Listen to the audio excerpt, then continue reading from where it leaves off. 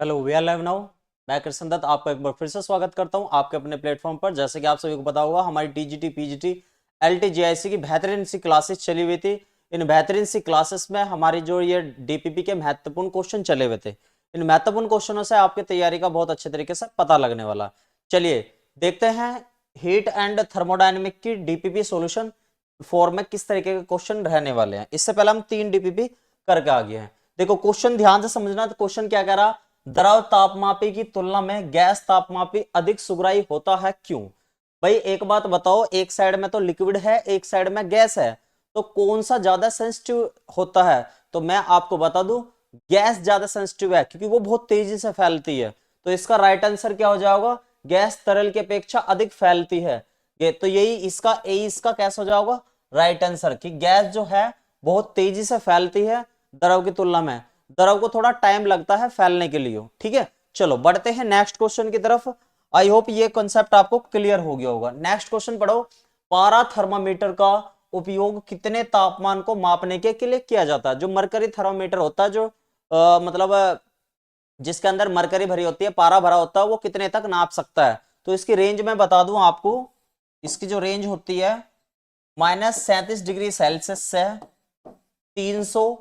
356 degree Celsius तक होती है इसकी रेंज। तो इसके आसपास देखो कौन सा इसका आंसर दिखाई दे रहा होगा। 100, 212, 360, 500। तो 360 यानी कि सी इज द राइट आंसर। जल्दी से बताओ कोई दिक्कत समस्या? यानी कि मरकरी थर्मामीटर की जो रेंज होती है, ठीक है, मरकरी थर्मामीटर की रेंज जो होती है वो इतनी होती है -37 से 356 डिग्री सेल्सियस तक। चलो बढ़ते हैं नेक्स्ट क्वेश्चन की तरफ। क्वेश्चन नंबर 3 बहुत प्यारा क्वेश्चन है, बढ़िया क्वेश्चन है, न्यूमेरिकल क्वेश्चन है, थोड़ा ध्यान देना। एक स्थिर आयतन गैस थर्मामीटर क्रम से 0 डिग्री सेल्सियस 100 डिग्री सेल्सियस पर पारे के इतने इतने दाब को दिखाता है। जब दाब पारे का 60 सेंटीमीटर, तो तापमान क्या रहने वाला है? अगर मैं आपको बता दूं, एक बहुत बढ़िया सा फॉर्मूला बताने वाला हूं जो आपको हर एग्जाम में बहुत काफी मेहनत वो करने वाला है, लाभदायक देने वाला है। ठीक है, अगर मैं आपसे कह दूं कि ये समझो कि मतलब जिस किसी की भी निकालनी हो उसकी वैल्यू को यहाँ पे, यानी कि ये रीडिंग वैल्यू है, ये है क्या है? रीडिंग वैल्यू है। Minus minus lowest value, lowest fix point, lowest fix point upon highest fix point, highest fix point minus lowest fix point. ठीक है, ये फॉर्मूला अगर आपको याद है, और इजिकल टू कांस्टेंट फॉर्मेट, ये आपको मतलब ज्यादातर क्वेश्चनों में ये हेल्प करने वाला है। जिसकी भी रीडिंग वैल्यू निकालनी हो उसको यहाँ एक्स मान कर लेट करा करोगे, और यहाँ पे लोवेस्ट फिक्स पॉइंट और ये highest fix point minus lowest fix point इधरली साइड में कांस्टेंट। लेकिन यहाँ पे प्रेशर को टेम्परेचर के साथ में फॉर्मूला, तो इसको ऐसा समझो, T is equal to reading value को हम रिप्रेजेंट करेंगे प्रेशर के पीटी में, और लोवेस्ट फिक्स पॉइंट यानी कि P0 से अपॉन यहाँ पे हाईएस्ट को यानी कि P100 को मान के चलेंगे, और यहाँ पे लोवेस्ट फिक्स पॉइंट P0 को मान के चलेंगे। चलो सॉल्व करते हैं। पीटी यानी कि जिस किसी वैल्यू पे आपको निकालना हो, इस पे 60 सेंटीमीटर पे वैल्यू निकालनी है, तो ये पीटी यहाँ पे 60 लेके चलेंगे, माइनस P0 वो रहेगा जो 0 डिग्री सेल्सियस पे वैल्यू देख रहेगा। तो जो 0 डिग्री सेल्सियस पे वैल्यू कितनी दे रहा है? 50 दे रहा है। तो 0 डिग्री सेल्सियस पे कितनी दे रहा है? 50 वैल्यू दे रहा है। 100 डिग्री सेल्सियस पे कितनी दे रहा है? 100 डिग्री सेल्सियस पे 90 दे रहा है। क्या दे रहा है? 90 दे रहा है। माइनस P0 यानी कि P0 पे कितनी दे रहा है? 50 दे रहा है। तो यहां से निकाल लो वैल्यू एक बार। ये बना 10 और ये नीचे बना 40, और मल्टीप्लाई 100 कर देना है। ठीक है, क्या कर देना है? मल्टीप्लाई 100 कर देना है। ठीक है, इससे ये कट जाएगा, इससे जब आप काटोगे तो कितना होगा? 25 डिग्री सेल्सियस। तो जल्दी से बताओ किस किस का 25 डिग्री सेल्सियस इसका राइट आंसर आ गया है? आई होप सभी का 25 डिग्री सेल्सियस इसका ए राइट आंसर आ गया होगा। कोई दिक्कत समस्या किसी को भी? चलो बढ़ते हैं नेक्स्ट क्वेश्चन की तरफ। बहुत लाजवाब क्वेश्चन था, तो एक बार क्वेश्चन को ध्यानपूर्वक पढ़ो। क्वेश्चन क्या कहना चाह रहा है? क्वेश्चन कह रहा है कि जो पारा है वो 367 डिग्री सेल्सियस पे उबल जावा है, लेकिन पारा थर्मामीटर ऐसा कैसा बनाया जावा है कि वो 500 डिग्री सेल्सियस तक की चीजों को भी नाप ले हुआ है। जबकि अगर मैं आपसे बता दूं, भाई देखो मान लो कोई पारा है, मान लो पारा है, और ये कितने इसके अंदर जो ये थर्मामीटर है, इसके अंदर जो पारा है वो 367 डिग्री सेल्सियस पे उबल जावा है। लेकिन ये थर्मोमीटर, कुछ ऐसे थर्मोमीटर होते हैं जो 500 डिग्री सेल्सियस तक भी माप सकते हैं, जबकि मैंने बताया -37 डिग्री सेल्सियस से 360 तक भी नाप दे रहा था। ठीक है, तो लेकिन अब अगर वो उससे 500 नपवाल लगे तो ऐसा क्या रीजन हो सकता है? आप पारे के ऊपर नाइट्रोजन की उच्च दाब पे गैस भर दो, उच्च दाब पे गैस भर दो, ठीक है, प्रेशर लगा दो, तो इसका ये इसे उबलन नहीं देने का 367 डिग्री सेल्सियस पे। तो इस प्रकार से इसको इस वाले थर्मामीटर से क्या 500 डिग्री सेल्सियस तक नापा जा सकता है। एक बार दोबारा से समझ लो, नॉर्मल जो पारा थर्मामीटर होता है 360 तक नाप लेता है, 367 पे वो उबल जाता है, लेकिन उसी चीज से 500 का नापा जा रहा है, तो ऐसा क्या रीजन रहा होगा? तो पारे के ऊपर उच्च दाब पे नाइट्रोजन गैस भरी जाओगे, नाइट्रोजन गैस बहुत ठंडी होती है और उच्च दाब पे भरी जाओगी, तो क्या होगा, इस थर्मामीटर से आप कितने का नाप सकते हो? 500 600 इतने तक के भी नाप सकते हो। तो ये देखो, मरकरी कॉलम के ऊपर उच्च दाब पर नाइट्रोजन गैस भरकर, यानी कि बी कैसा हो जाएगा इसका राइट आंसर। जल्दी से बताओ, आई होप सभी को एकदम क्लियर हो गया होगा। चलो बढ़ते हैं नेक्स्ट क्वेश्चन की तरफ, बहुत प्यारे प्यारे क्वेश्चन है आपके लिए। नेक्स्ट क्वेश्चन, अति उच्च तापमान को मापने के लिए किस उपकरण का प्रयोग करा जाएगा? अति उच्च, जब भी ये बहुत ज्यादा टेम्परेचर की बात आ जाए, हाई टेम्परेचर की, तो पायरोमीटर, कौन सा आना है? पायरोमीटर। सन का टेम्परेचर भी पायरोमीटर से ही नापा जाता है, सन का टेम्परेचर भी किससे नापा जाता है? पायरोमीटर से। चलो बढ़ते हैं नेक्स्ट क्वेश्चन की तरफ। नेक्स्ट क्वेश्चन देखो, नेक्स्ट क्वेश्चन बहुत बढ़िया है। ये आपका क्वेश्चन एक बार ध्यान से पढ़ो, क्वेश्चन में क्या कहना चाह रहा है, क्वेश्चन को फिर ध्यान से देखते हैं। ठीक है भाई, जल्दी जल्दी से बताओ, कोई दिक्कत समस्या किसी को भी? ठीक है, जल्दी जल्दी से बताओ, कोई दिक्कत समस्या किसी को भी? ठीक है, देखो वो कह रहा है एक स्थिर दाब वायु थर्मोमीटर को बर्फ के ठंडे पानी में डुबोए जाने पर इतने यूनिट देता है और उबलते पानी में इतनी रीडिंग देता है। अगर मैं आपसे कह लगूं, पानी जब ठंडा होता है तो 0 डिग्री सेल्सियस होता है और जब उबलता है तो 100 डिग्री सेल्सियस होता है। तो 0 डिग्री सेल्सियस पे 47.5 रीडिंग दे रहा है, और अभी वो पूछ रहा है उबलते तरल में 67 डिग्री सेल्सियस की रीडिंग देता है। मान लो 67 डिग्री सेल्सियस है, अभी हमें इसका नहीं पता, सपोज डेट हमें इसका नहीं पता, अभी सोप है वो तो बस हमने उबल रहा है, लेकिन उबलता भी तो बहुत ज्यादा का हो सकता है। इस पे रीडिंग बतानी है, इस पे क्या रहा होगी। ठीक है, तो ये क्या है, इधरली साइड में टेम्परेचर है, इस पे रीडिंग का मतलब है उबलने के लिए इतनी रीडिंग। जब भी रीडिंग का केस आ जाता तो ये वी का केस दिखाएगा। ये किसका दिखाएगा? ये इधर टी पूछ रहा है तो इधर वी दे रहा, तो टी और वी में रिलेशन वाला फॉर्मूला बताओ जल्दी से। टी और वी में एक ही रिलेशन का फॉर्मूला होता है, वो होता है चार्ल्स लॉ। क्या होता है? Charles law. ठीक है, क्या होता है? Charles law. और चार्ल्स लॉ होता है हमारा v प्रोपोर्शनल टू टी।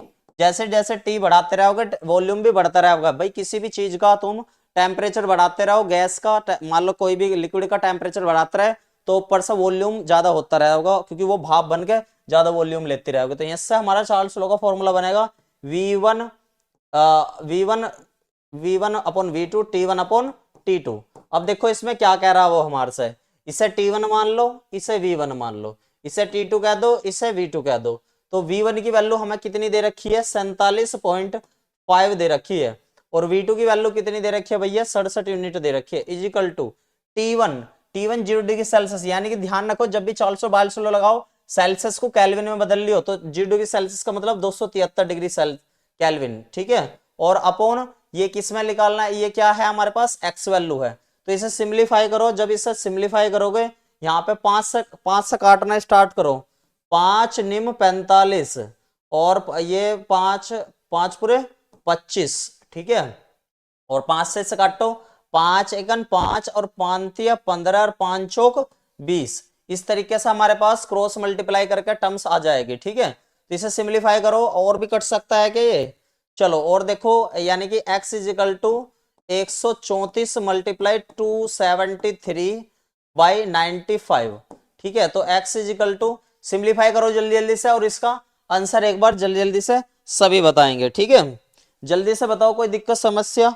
ठीक है, तो लगभग भी इसका आंसर आपको मिलेगा 385 पॉइंट के आसपास में, 385 पॉइंट के आसपास में। लेकिन इसमें से ये केल्विन आया है, जैसे 385 पॉइंट के आसपास में हटा दोगे 273, तो आपको आंसर मिल जाएगा, यानी कि 2 और ये 1 और यहाँ पे कितना बन जाएगा 1, तो 112 डिग्री सेल्सियस के आसपास में, यानी कि सी कैसा हो जाएगा, इसका राइट आंसर हो जाएगा। आई होप सभी को क्लियर होगी ये कहानी। चलो बढ़ते हैं नेक्स्ट क्वेश्चन की तरफ। नेक्स्ट क्वेश्चन देखो, बहुत बढ़िया क्वेश्चन है। इस क्वेश्चन का ही मैंने फॉर्मूला पहले भी बता दिया था, ठीक है। चलो देखो, ये इसका बिल्कुल कंसेप्ट एक बार और बता देता हूं। यदि एक थर्मामीटर पानी के हिमांक को इतने में नापे, क्वथनांक को इतने में नापे, तो वास्तविक थर्मामीटर 60 डिग्री सेल्सियस होने में कितने, और दूसरे वाला कितनी थर्मामीटर रीडिंग देगा। देखो क्वेश्चन पढ़ने में थोड़ा अलग लगेगा, लेकिन समझा देता हूं।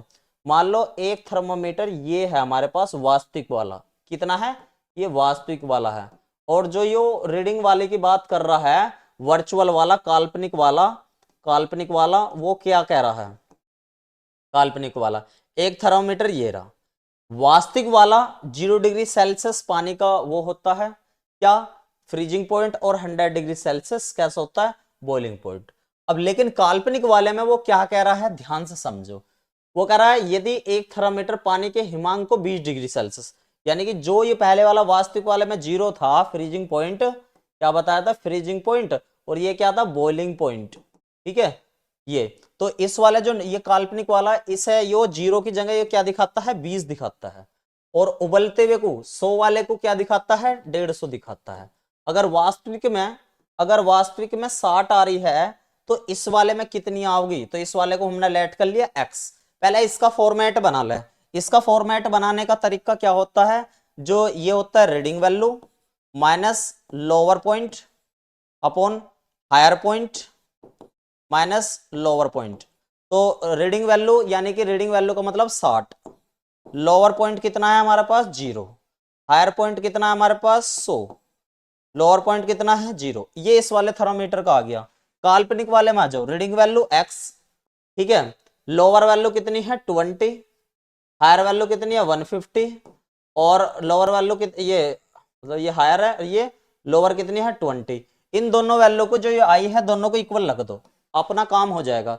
तो 60 उस वाले का 60 माने 0 60, और ये हो गया 100, और ये हो गया x माइनस के 20 बटे कितना हो गया 130। इस वाले से ये दो 0, इससे ये खत्म, 13 78 बना होगा, और ये x माइनस के 20 बना होगा, तो x की वैल्यू कितनी आओगी 98 डिग्री सेल्सियस, यानी कि उसकी रीडिंग रहेगी ए ऑप्शन 98 डिग्री सेल्सियस। जल्दी से बताओ किसी को कोई दिक्कत समस्या।